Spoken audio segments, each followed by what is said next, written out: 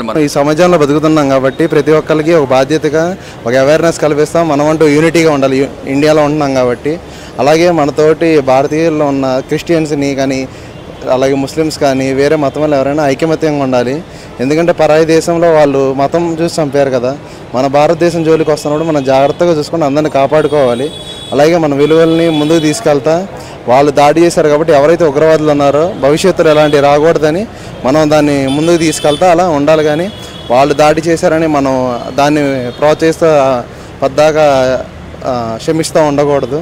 మనం అలాగే కొద్దిగా భయపెడతా ఉంటే వాళ్ళు మన జోలికి రాకుండా ఉంటారు. అలాగే వాళ్ళ ఎకానమీ ఇప్పుడు ఎలాగో మన వల్ల కొద్దిగా దెబ్బతింది. అలాగే మన ఎకనామీ భవిష్యత్తులో ఎదగాలంటే చాలా కంట్రీస్కి మన సపోర్ట్ ఉండాలి. అలాగే వాళ్ళు మనకు సపోర్ట్ చేస్తున్నారు. ఇజ్రాయెల్ కానీ యూకే కానీ యునైటెడ్ స్టేట్స్ కానీ చాలా మనకి సపోర్ట్ చేస్తున్నాయి.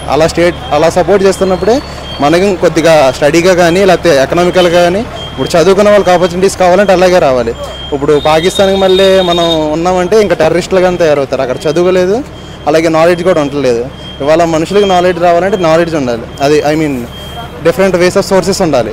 అక్కడ డెవలప్మెంట్ లేకుండా ప్రతి ఒక్కళ్ళు ఇంకా మతం పేరు పెట్టుకొని ఇంకా అట్లా దాడి చేస్తున్నప్పుడు మన ఇండియన్సే రివర్స్ అయ్యి ఇంకా వాళ్ళకి నాలెడ్జ్ చెప్పేయాలి. అలా చేస్తే ఎవరికి ప్రాఫిట్ ఉండదు. మనం దెబ్బతింటాం, వాళ్ళు దెబ్బతింటారు.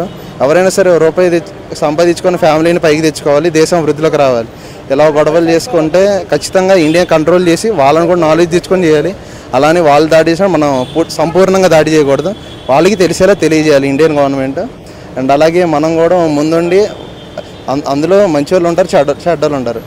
చెడ్డలకు కూడా అర్థమయ్యేటట్టు క్లాసెస్ టైప్లో ఆ ట్రీట్మెంట్ ఇస్తే ప్రతి ఒక్కరికి అర్థమయ్యి వాళ్ళు కొంచెం మంచిగా ట్రీట్ చేసి వాళ్ళు ఇండియన్స్తో మెస్అప్ అయ్యి లైక్ వేరే కంట్రీస్ లాగా వాళ్ళు ఈడొచ్చి చదువుకొని ఒక స్థాయికి వచ్చేటట్టు ఉండాలి. కాబట్టి మనం కొద్దిగా భయపెట్టి వాళ్ళకి చెప్పాలి. ఇంకా గొడవలు అవన్నీ కాకుండా చైనా కూడా సపోర్ట్ ఇస్తుంది వాళ్ళకి. కాకపోతే అవి కూడా అందరం కలిసి ఉంటే ఏదైనా కొట్టుకుంటే ఏం వచ్చింది, భూ అంతా కొట్టుకుంటే ఎవరికి ఏం రాదు.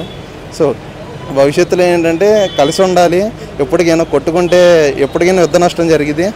ప్లస్ యుద్ధం జరిగినా కూడా ఆ ట్యాక్సెస్ మన దగ్గరే కలెక్ట్ చేస్తారు వీళ్ళు. అంతేనా మనం ఎకనామికల్ ఎదగాలంటే మనం ఐడియాస్ కొద్దీ డిఫరెంట్ ప్లేసెస్కి వెళ్ళాలి, అన్ని చోట్ల ఎక్స్ప్లోర్ చేసుకోవాలి. ఒక లైఫ్లో ఉన్నాం కాబట్టి అలా అని ఇట్లా చేసుకుంటూ వెళ్ళిపోతే భవిష్యత్తులో చాలా దెబ్బతింటాం మనమే. ఇప్పుడు యుద్ధం చేసేటప్పుడు బాగానే ఉంటారు, రేపు వాళ్ళ ఫ్యామిలీస్ ఇబ్బంది పడతారు. ఇప్పుడు ఇజ్రాయెల్ కనుక గాజా మీద దాడి చేసినట్టు అలా దేశం పాడైపోయింది. సో భవిష్యత్తులో ఉండాలని మనం ఒక ఆలోచనతో ముందడుగు వేయాలి. లాస్ట్